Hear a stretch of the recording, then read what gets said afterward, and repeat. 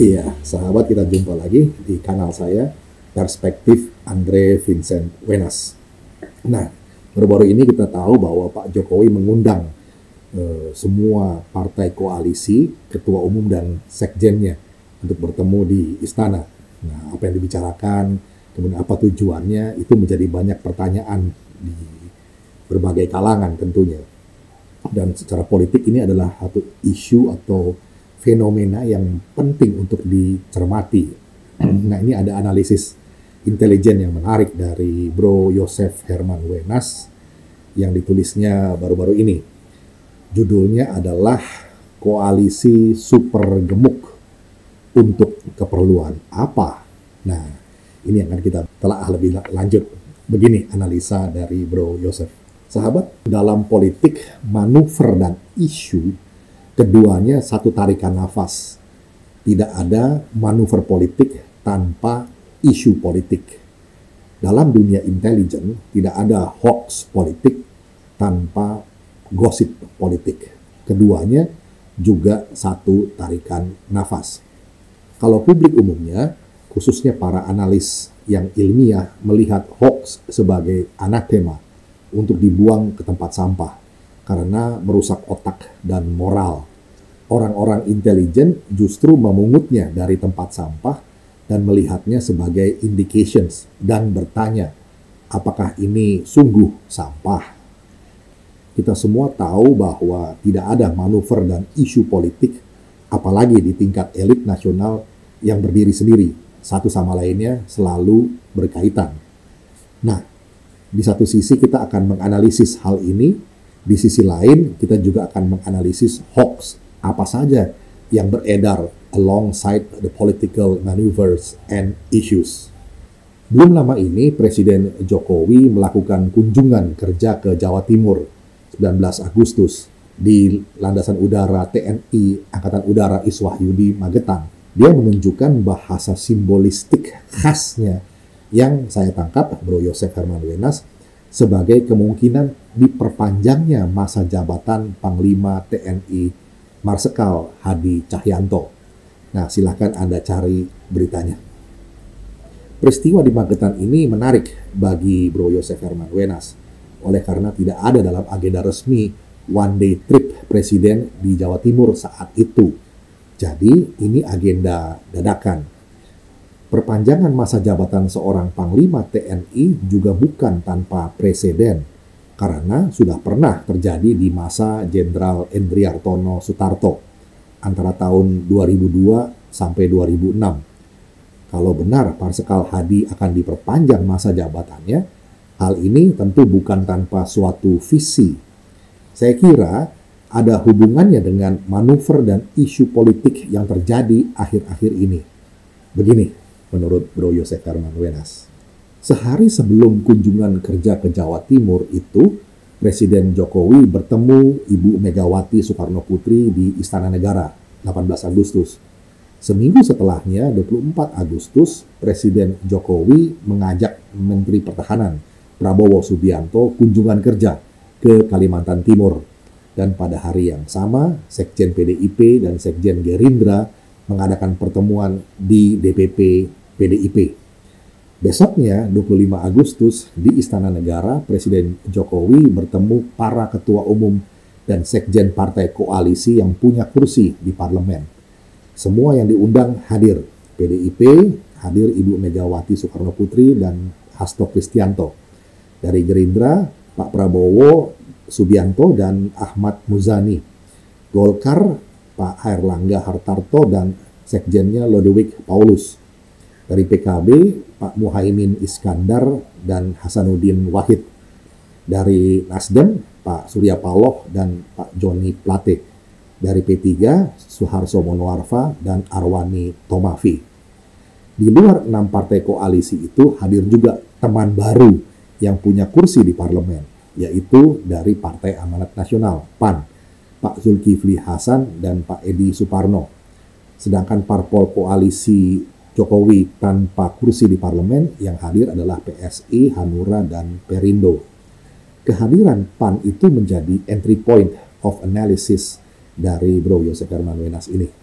Nah, sahabat, yang resmi dinyatakan ke publik tentang apa yang dibahas Presiden Jokowi dan para ketua umum sekjen itu ada 5 isu. Pertama, perkembangan dan evaluasi penanganan COVID-19. Kedua, perekonomian nasional, capaian-capaian dan tantangan-tantangannya. Yang ketiga, strategi ekonomi dan bisnis negara, dari konsumtif ke produktif, khususnya sektor pertambangan, pertanian, dan ekonomi hijau. Yang keempat, ketatanegaraan, otonomi daerah, dan sistem pemerintahan, serta tantangannya akibat dampak COVID-19. Yang kelima, rencana pemindahan ibu kota. Nah, sahabat, kelima isu tersebut adalah hal-hal yang ordinary saja, bukan extraordinary. Tidak ada yang baru, walaupun tentu saja tetap penting dan strategis. Memang ada keperluan dukungan legislasi di DPR RI terhadap beberapa di antaranya, seperti isu yang keempat dan kelima, yaitu soal ketatanegaraan, otonomi daerah, dan sistem pemerintahan, serta tantangannya akibat dampak COVID-19. Dan yang kelima, rencana pemindahan ibu kota, itu perlu dukungan legislasi. Namun, ini adalah hal-hal teknis rutin belaka yang bisa dilakukan sebagaimana selama ini sudah berjalan di antara pemerintah dan parlemen melalui mekanisme raker atau rapat kerja tingkat menteri atau kepala badan atau lembaga dan komisi-komisi terkait di DPR RI. Sedangkan untuk dukungan legislasi juga biasanya dilakukan melalui mekanisme perubahan atau revisi undang-undang terkait. Hal-hal tersebut di atas tidak perlu sampai melakukan lobby ke tingkat para dewa. Maka kalau sampai Presiden Jokowi harus bertemu para ketua umum dan sekjen parpol, pasti ada hal yang memang extraordinary. Apalagi sampai harus menambah dukungan dari PAN ke dalam koalisi yang sebetulnya sudah gemuk. Tanpa PAN saja, koalisi Jokowi ini sudah menguasai 427 kursi dari total 575 kursi di DPR RI. Atau ekuivalen 74% suara. PDIP itu punya 128 kursi, Golkar 85 kursi, Gerindra 78 kursi, Nasdem 59, PKB 58, dan P3 19 kursi. Sekarang ditambah PAN 44 kursi, total kekuatan koalisi menjadi 82% suara, ekuivalen dengan 471 kursi. Ini koalisi gembrot alias super gemuk namanya. Ada keperluan apa? Itu pertanyaannya. Nah, a political coalitions of this magnitude jelas bukan lagi untuk keperluan politik yang ordinary di domain DPR RI saja. Ini juga untuk keperluan politik extraordinary di domain MPR RI. Sahabat, kita tahu MPR RI itu terdiri dari 575 anggota DPR RI ditambah 136 anggota DPD RI atau Dewan Perwakilan Daerah, sama dengan total 711 suara. Berarti koalisi Jokowi plus PAN sekarang ini sudah punya 66% suara. Hanya kurang 3 suara dari rumus quorum kehadiran 2/3. Itu pun dengan asumsi keseluruhan 136 anggota DPD absen atas suatu isu. Dan ini tidak mungkin.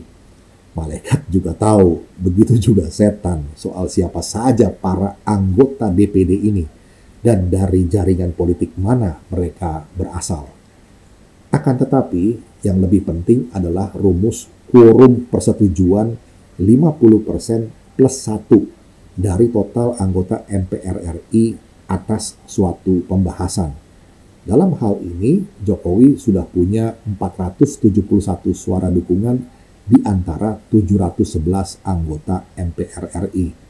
Ini sudah jauh di atas 356 suara yang diperlukan.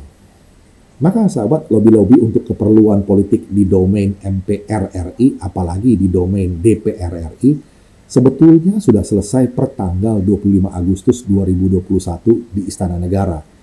Masing-masing domain dengan modal politik yang lebih dari cukup. tugas dan wewenang MPR RI itu mudahnya adalah yang terkait langsung dengan konstitusi, mengubah dan menetapkan undang-undang dasar, melantik presiden dan wakil presiden hasil pemilihan umum, memutuskan usul DPR untuk memberhentikan presiden dan atau wakil presiden dalam masa jabatannya, melantik wakil presiden menjadi presiden, lalu memilih wakil presiden, atau memilih presiden dan wakil presiden. Nah, tolong poin bahasan ini diingat-ingat. Sekarang Bro Joseph Herman Wenas akan memungut beberapa sampah hoax untuk dianalisis. Nah, sahabat, sejauh ini ada 3 hoax yang terpantau dalam media intelligence-nya Bro Joseph Herman Wenas ini, akhir-akhir ini. Yang pertama adalah hoax tentang opsi memperpanjang masa jabatan presiden. Yang kedua, hoax mengenai opsi menunda pemilu presiden. Dan hoax yang ketiga adalah opsi pengunduran diri dan penggantian wakil presiden.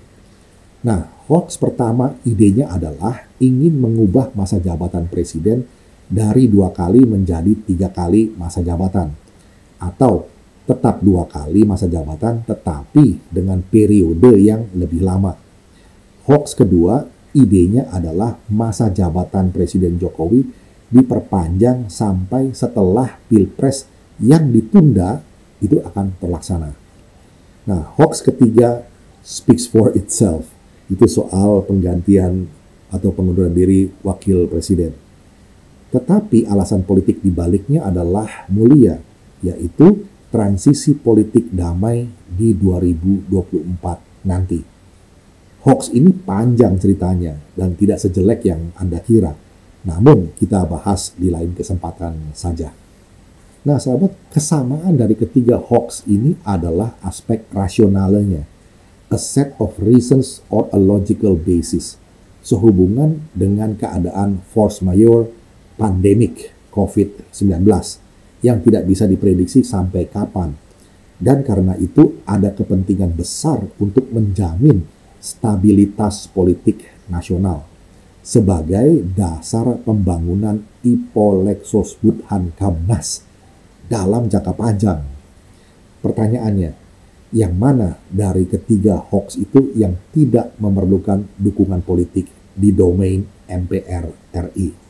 Adalah fakta, bukan hoax, bahwa Ketua MPR RI Bambang Susatyo sudah sejak awal 2021 mulai menggiring isu amandemen UUD 45 atau Undang-Undang Dasar 1945 terkait dengan pentingnya pokok-pokok haluan negara atau PPHN. Dia, Pak Bambang Susatyo ini sudah bolak-balik ketemu Pak Jokowi. Nah, silakan Anda cek sendiri sudah berapa kali. PPHN itu semacam GBHN di zaman Soeharto. Intinya adalah untuk memastikan bahwa pembangunan bangsa konsisten dan berkelanjutan.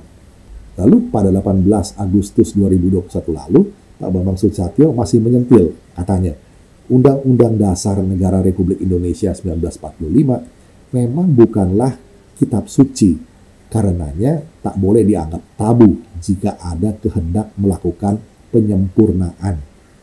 Secara implisit, dalam kacamata politik, kata-kata Pak Bambang Susatyo ini harus diterjemahkan sebagai terbukanya kemungkinan-kemungkinan lain di luar PPHN itu sendiri.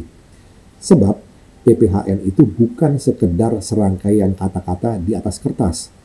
Pada dirinya memuat asumsi-asumsi lain soal siapa yang akan diberikan amanat melaksanakannya, untuk berapa lama, syarat-syaratnya apa saja, dan sebagainya.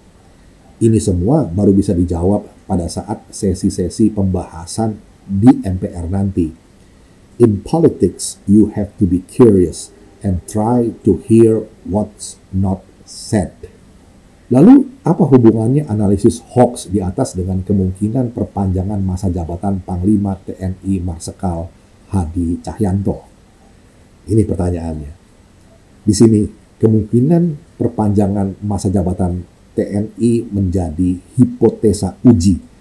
Nah, waktu hipotesa uji ini juga tidak lama sih, antara hari ini dan 8 November 2021 nanti, yaitu saat Marsikal Hadi memasuki usia pensiun untuk kemudian resmi pensiun pada 1 Desember 2021 sesuai aturan. Jadi hanya tinggal 2 bulan saja.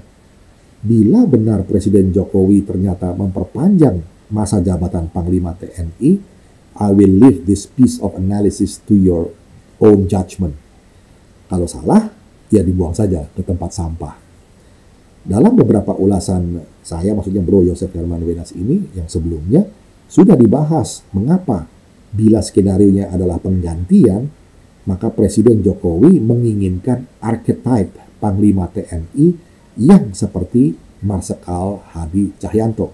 Nah, silahkan Anda baca lagi, cari di channel ini atau di kanal ini juga ada video-videonya. Saya akan sampirkan di atas. Namun, bila salah satu skenario hoax di atas terjadi, dan itu sebabnya koalisi politik super gemuk telah dipersiapkan, maka bagi Jokowi memang lebih baik memiliki the real Hadi Cahyanto ketimbang somebody like Hadi Cahyanto.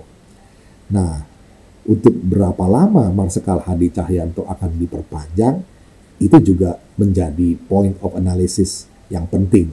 Demikian sahabat, catatan atau analisis intelligence dari Bro Joseph Herman Wenas tentang fenomena koalisi gemuk dengan diundangnya beberapa ketua umum partai dan sekjennya ke istana, bergabungnya PAN, kiranya bisa menambah perspektif.